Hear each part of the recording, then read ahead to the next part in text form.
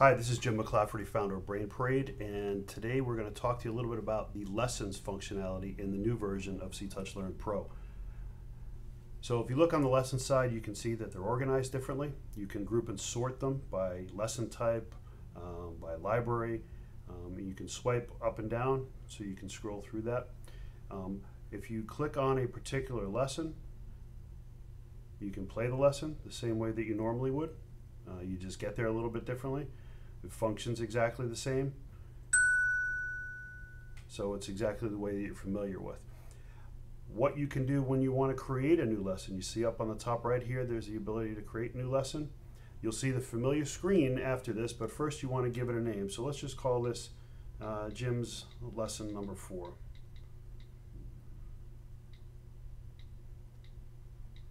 Okay, and skill level is basic, lesson type is math, and subject is objects. Okay, I also have the option of putting some comments in here as well, something that's meaningful. This is going to be important as we expand the Brain Parade community, because as you share these lessons with each other, it's going to be very helpful to have some descriptions and some categorizations for them. Okay, so we're done with that. We're going to click the next button. You're all familiar with this screen, but there's some really neat additional things that, that we're adding to that. First off, if you click Add Cards, you'll notice that this is different.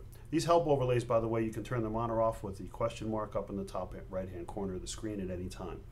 But what we're going to allow you to do here with this new version is select from any of the libraries that you have and then drag the picture onto the lesson screen. Okay? So here's your lesson. You can actually create the text prompt here if you wanted to on this screen. And when you're done, just hit the close button. You'll see this familiar screen. A neat trick that you might want to do is just add a couple of blank exercises, and I'll show you why that's important. If we go to the Add Card screen now, you can actually drag and drop these images to any one of those exercises, and you can scroll through them. In this way, once you return to the main screen by hitting the close button, you now have all these exercises that you can monitor, that you can add prompts for, and create the exercises for. We've also added a little play button up on the top right, so you can actually play the lesson right here from the edit screen.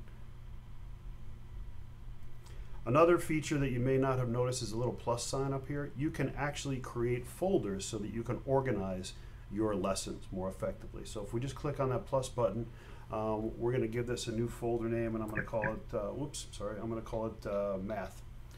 So we'll call that folder math. Now you've got a new lesson up there that's math.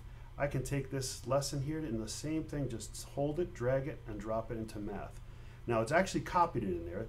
So if we're on the All tab up here on the left, you see all of the lessons. If you're on the Math tab, you only see the ones that you've put in there. And you can create any number of these tabs, and you can drag any number of lessons into those tabs.